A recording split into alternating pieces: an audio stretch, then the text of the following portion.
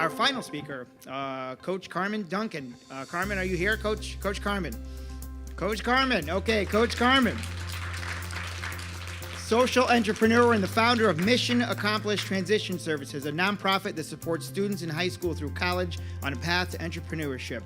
The program pairs students with coaches to come alongside to motivate them in the planning of their future and to pursue opportunities to accomplish their goals and dreams. Carmen is a committee member of the Capital District Chapter Board of the New Leaders Council, a mentor with the Sponsor Scholar program, very popular program, doing great things, a member of the YWCA of the Capital Region Special Events Committee, active member of both the Albany Junior League and the Catholic Charities Disability Service Advisory Board of Directors. She was acknowledged by the Black Women's Association of Albany as a Woman of Distinction and one of the YMCA's of the Greater Capital Region Resourceful Women of the Year. She's one of the top 40 up-and-coming executives who named to shape the future in 2016, and recognized also in that same year as a Women of Achievement Award honoree by the Women's Employment and Research Center, and as one of the 40 change makers by the Center of Women in Government in Civil Society. It's a pleasure to have Coach Carmen with us here today. Let's give her a big round of applause, everybody. I want to thank everybody that helped me. I was feeling a little lightheaded, so my partner went downstairs and got me some water, and then I asked for some stuff, so now I'm sitting instead of standing like everybody outside. Thank y'all. So again, my name is Coach Carmen. My full name is Carmen Nicole Duncan. Look at that, I shared my first name in public. My middle name in public for the first time. I established Mission Accomplished Transition Services in 2012 when I graduated with a master's in social work from the University at Albany, a place that I would have never imagined that I would have been. So I'm going to take you back a little bit just to share where I started and what helped me get to where I am today. So I was born in Dutchess County. I was born in Poughkeepsie, New York.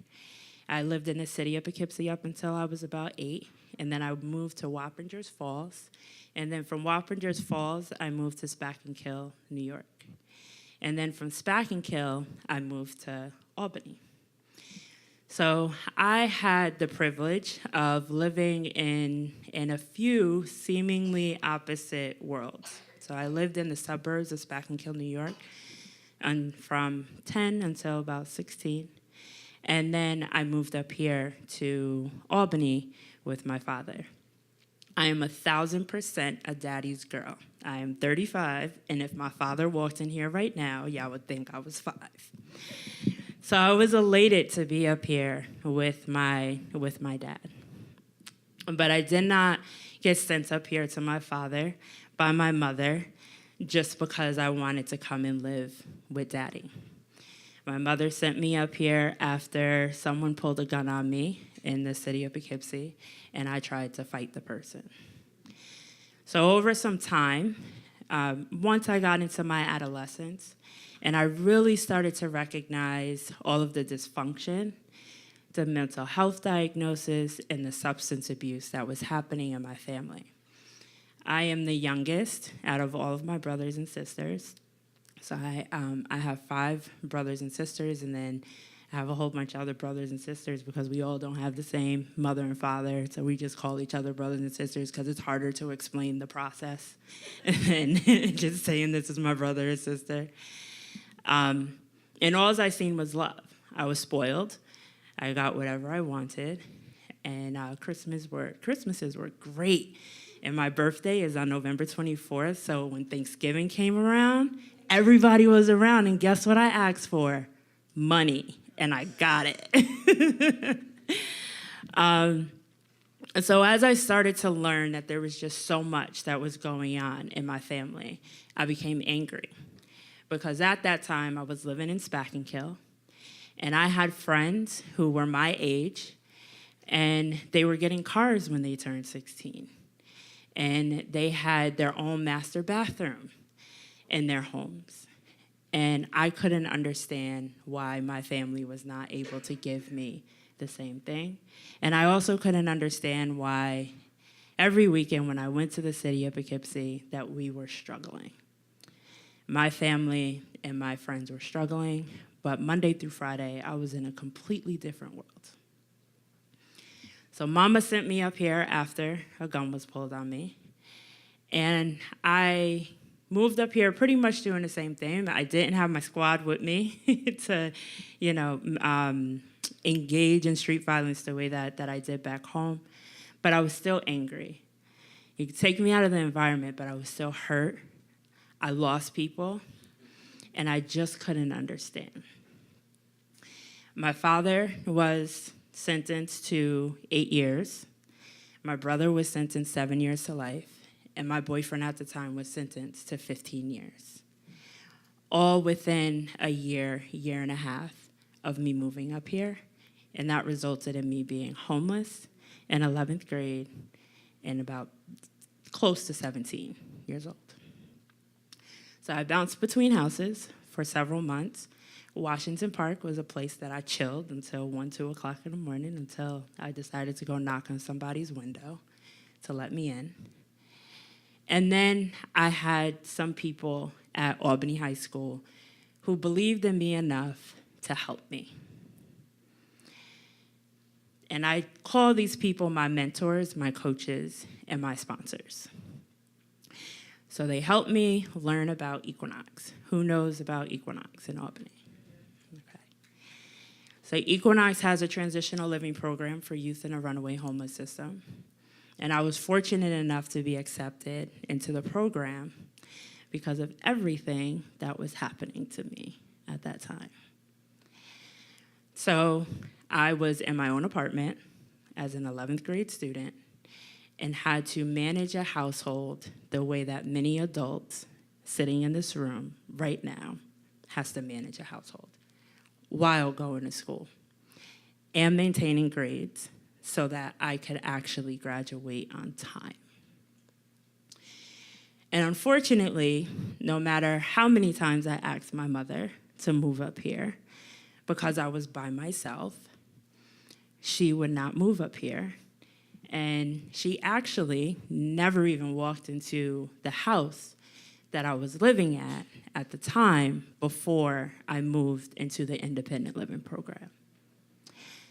So, abandonment,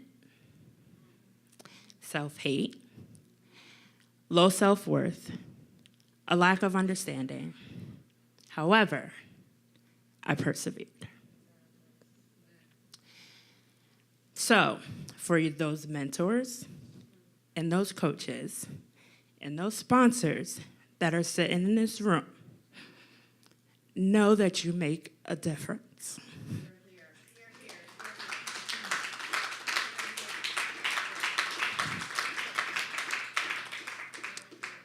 So I always cry when I talk about my story, because of course everyone who has ever gone through a traumatic experience, we know that we never truly tell everything that has happened, right? So I'm not apologizing for my tears. I'm very unapologetic about it.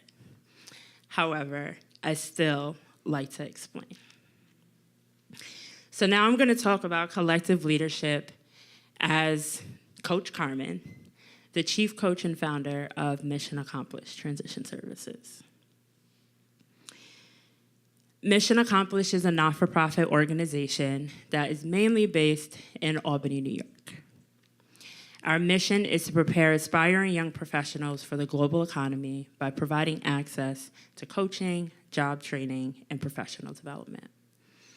And we do that by providing mentorship, coaching, and sponsorship, because that is the lifeblood that has brought me in front of you today. So it started out with little old me and my big voice of, I'm gonna do this thing, and my resilience is going to live, and my trauma is going to push me, and my loving parents who showed me a lot through all that I experienced, they loved me and they did the best that they could. So through mentorship, we informally assist students with navigating through their personal and their professional lives. Through coaching, we engage a task results-oriented process to support individuals with developing specific goals and achieving them with the support of a network who truly believes in what it is that they want to do. And through sponsorship, we open our little black book to make sure that our students gain access to opportunities that are aligned with the goals that they have. So when I was in graduate school, I really, really learned what it meant when people say there's a marriage between what you know and who you know. I have not interviewed for a job since I was 24. And that was really because I had people who just connected me to powerful people, and I would just go and talk to them about what it is that I want to do, and they would like make positions for me.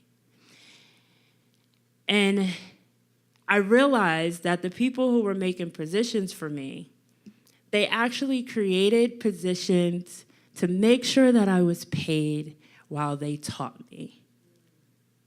How powerful is that, right?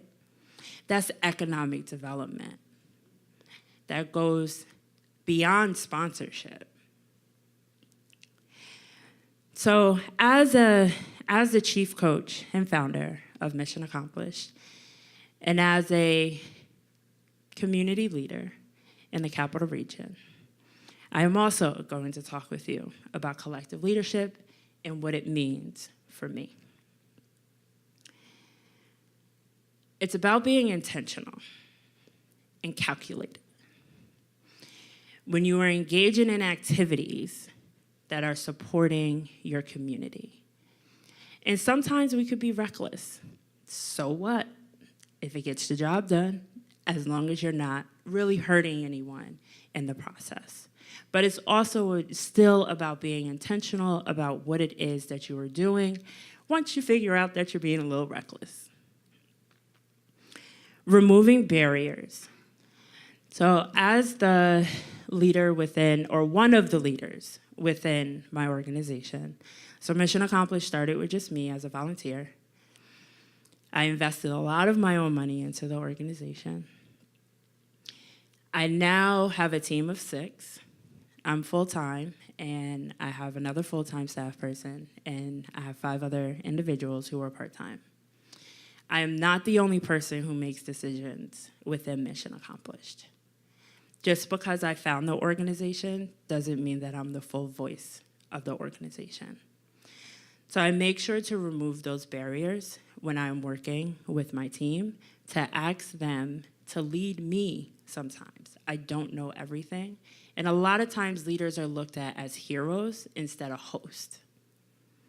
And really what we do and what we're supposed to be doing in our position is working with our team and working with the community and not feeling like we have this superhero complex.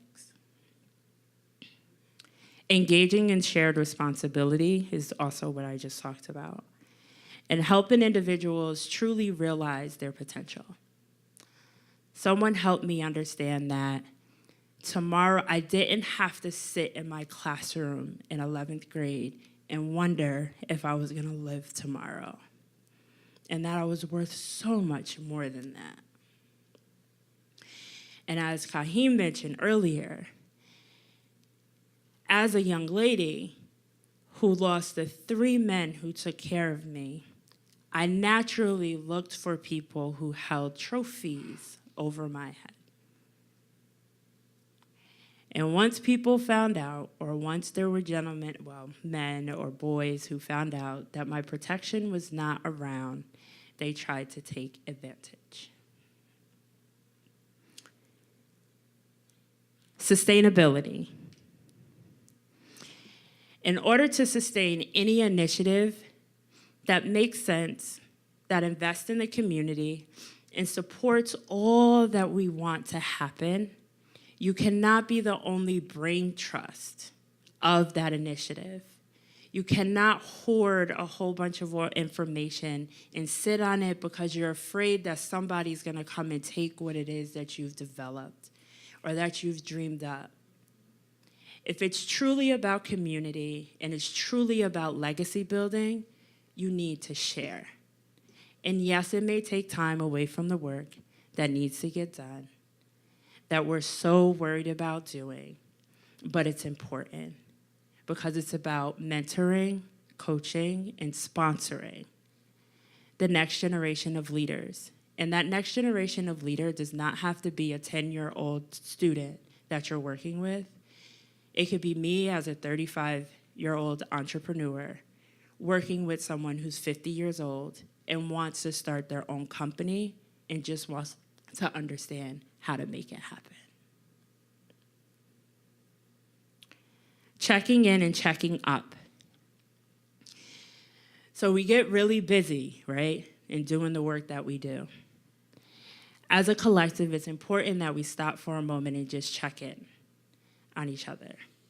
So there are some people who are around or are around me and in my immediate circle or kind of my distant circle who I've reached out to, and I could be sitting at a stoplight and I just send some hearts, right? Because I think about that at the time.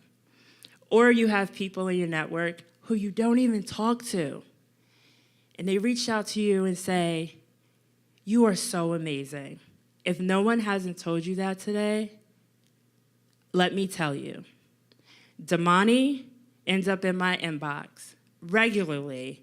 We haven't talked on the phone in probably 6 months, but I will get a message from him. And sometimes it could be years that since Damani and I have chatted, and he will send a message because it's about supporting each other. It's about being collective in the process.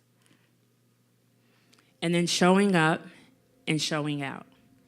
We all showed up today, and we all showed out today. So thank you, 518 Talks, for allowing me to share my story, allowing me to share a little bit of my brain trust, and allowing me to cry on your stage.